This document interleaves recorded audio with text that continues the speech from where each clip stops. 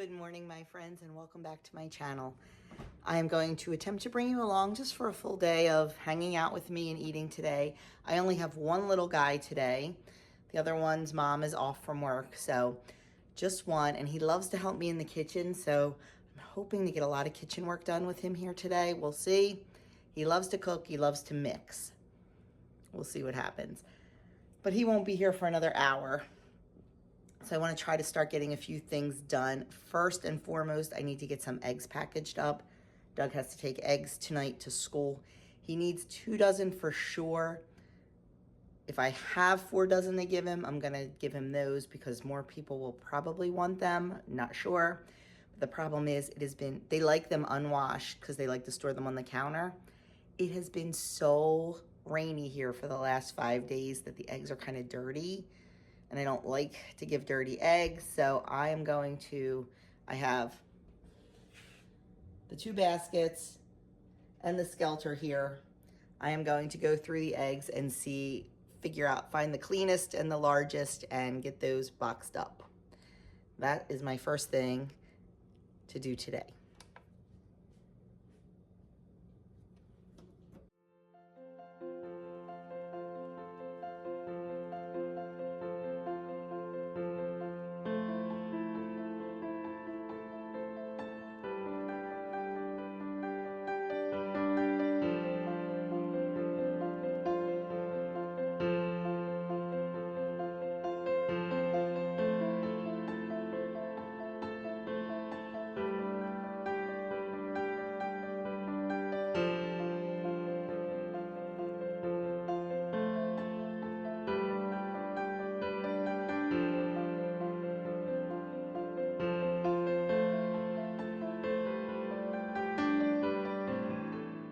Okay, so I ended up getting 3 nice, clean dozens of large eggs.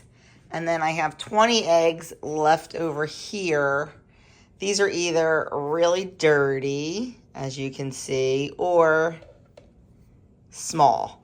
A large egg is 2 ounces or more, well, 2 to 2.25, I think it is. This one is only 1.73, so that is a medium egg. Actually, this one looks pretty good. Okay, that's a little small, but that's close enough. But it's funny, different breeds lay different sizes. Some will always lay a medium egg, some will lay a large egg. My Marins, they lay extra super jumbo eggs. 3.35 ounces. A jumbo is 2.5. So yeah, those Marins lay massive. Now that's an extra big one. There's another Marin's egg. It's 2. See that one? That one's more of a normal Marin egg. They lay jumbo, not extra jumbo. So I'm not sure what I'm going to do here. I may wash up the bigger ones and just tell whoever buys that one that they need to be refrigerated, or I just may keep them.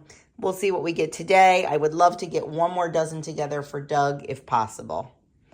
Okay, I'm going to put these all away and move on to our next task.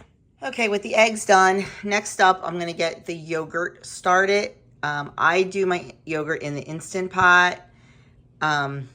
I just use whatever kind of milk I feel like using. If we have raw milk from PA, that is my favorite to use. It is delicious, but we don't right now, so I'm just using the Kirkland Organic 1% milk, putting that in the Instant Pot, and then because this is not I'm doing the cook method.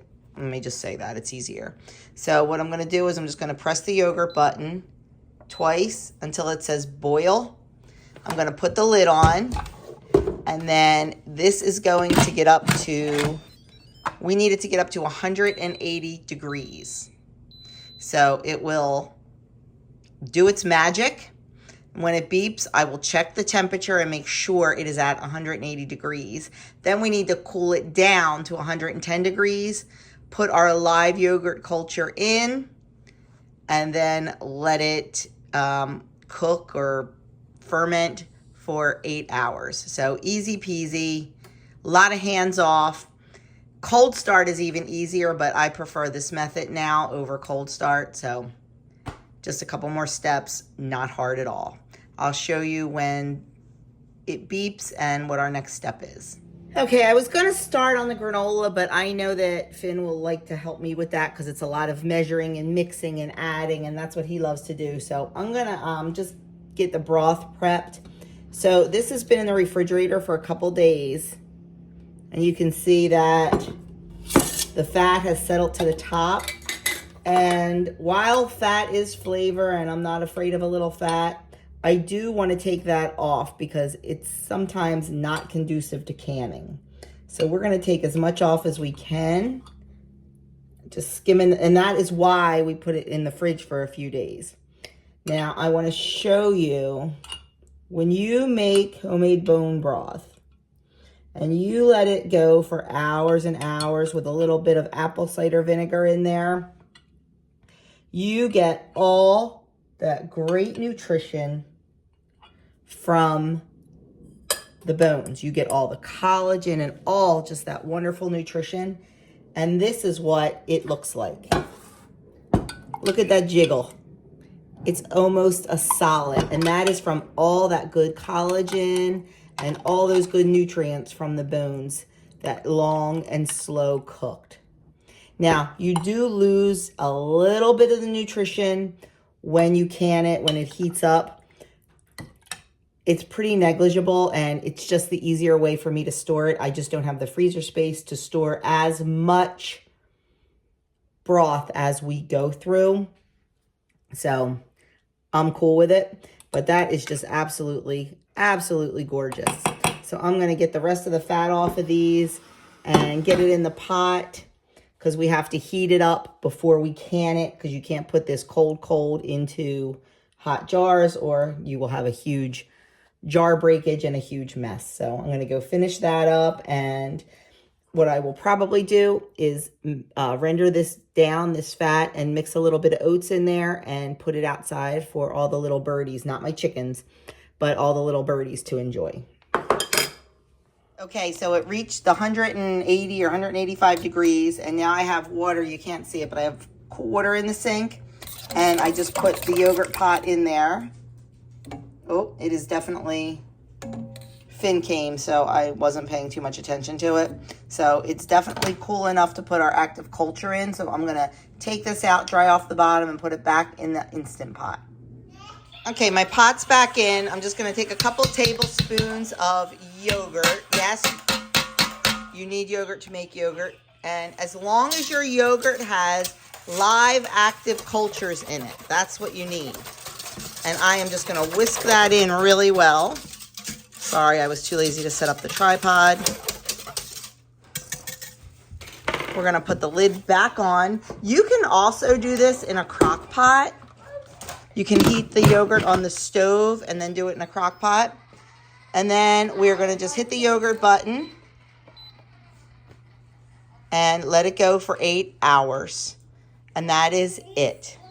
Once the 8 hours is up, I'm going to pop it in the fridge overnight, and tomorrow I will strain it out to make a thicker yogurt. So easy.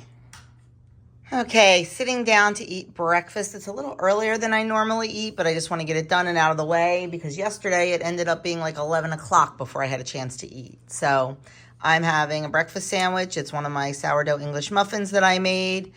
I have 1 egg, and oh, my cheese is coming out. 1/4 ounce of raw milk cheddar cheese, and I have 2 slices of bacon on there today that was left over, and I have some blackberries and strawberries. This is my 2nd cup of tea. I have 1/4 teaspoon of sugar in there with 1 teaspoon of 1% milk, and this little guy over here is eating a peanut butter and jelly sandwich for breakfast and a cheese stick.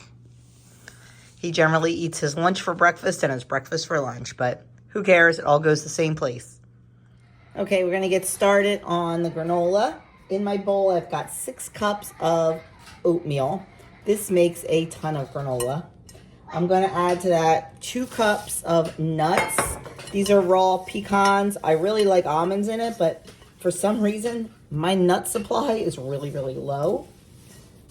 And then the next thing we're going to add is 1 1/4 cups of sweetener. I'm trying something new this time. I'm going to use coconut sugar. I'm only going to use a cup, and actually a generous cup, not a 1 1/4. See what happens. Maybe we'll like it, maybe we won't.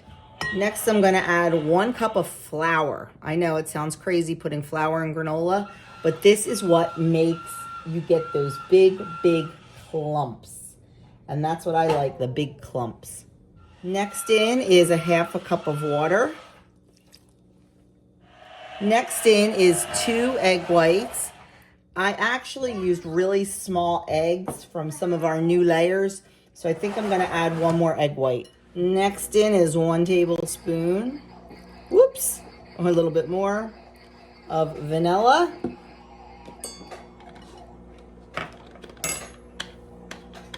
And then 2 teaspoons of salt. I use the Redmond's Real Salt.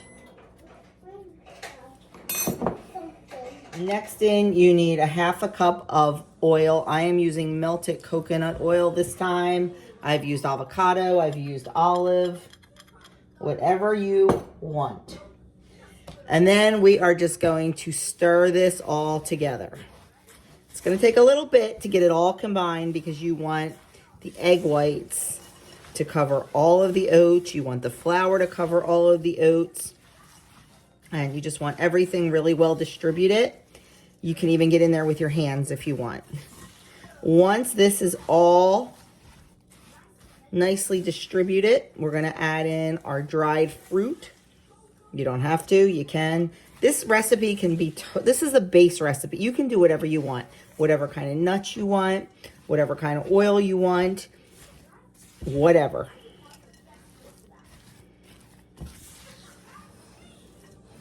That's looking pretty good. I have some dried cherries I want to use up. I don't even know how many are in there. I'm going to have to measure them though, just so I can get a good reading on the calories and points for this. If you haven't already figured it out, this makes a ton. It will fill my gallon jar. So here's my dried cherries. I'm going to just measure them. I'll just throw them in here. It's close enough. It's 1 cup. You know what? I should cut these. You know what? I think I'm going to pick them out and cut them smaller because these are really big.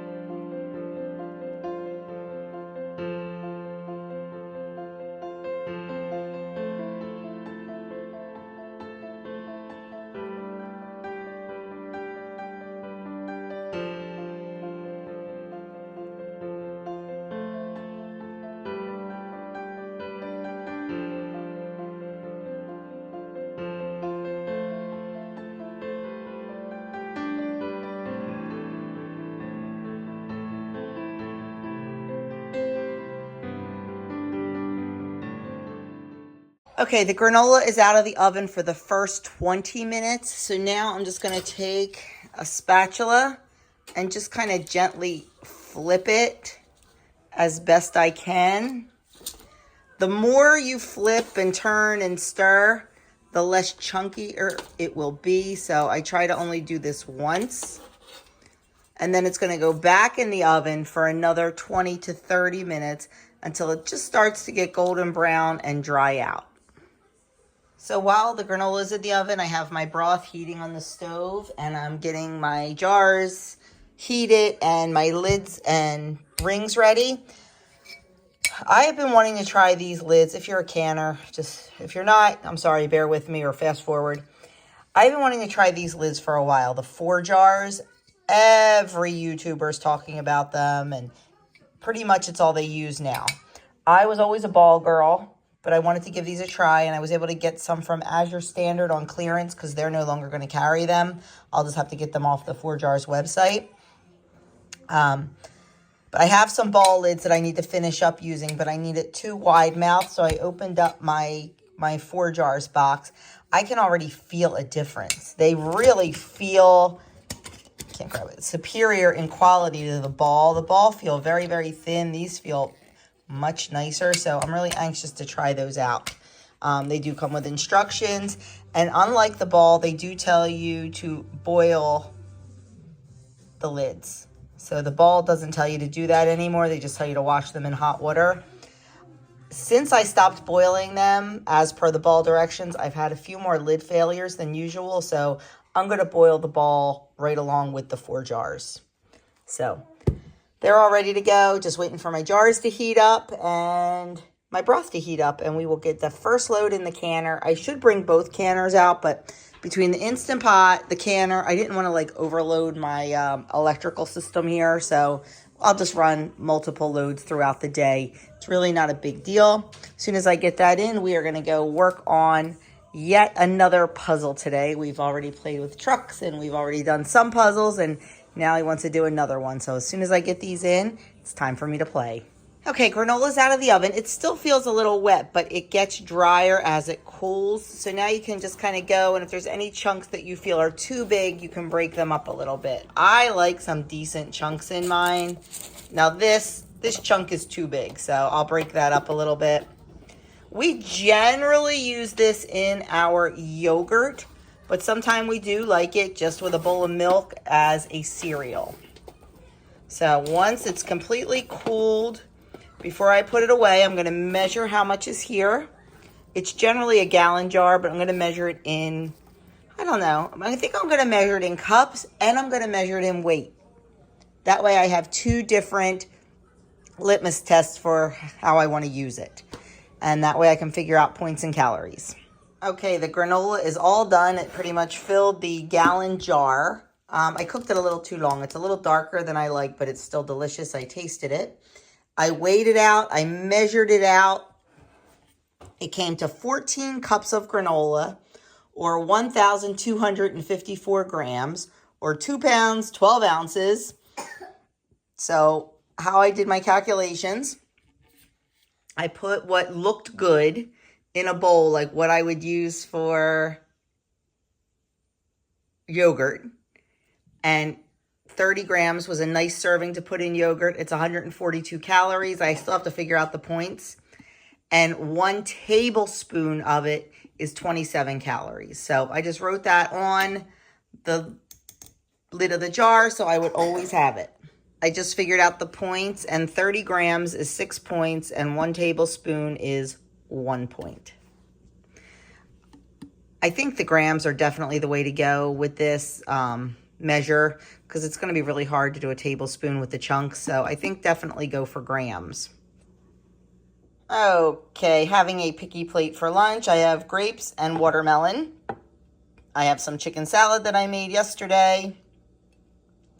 Chicken, mayonnaise, Greek yogurt, Dijon mustard, sour cream, walnuts, grapes, and celery. Then I have a tablespoon of organic red pepper hummus with some cucumbers. So that is my picky plate lunch today. Okay, another job. Thanks, Zelda. Another job checked off the list. The brooders are all clean. I wanted to give you a little update on these guys.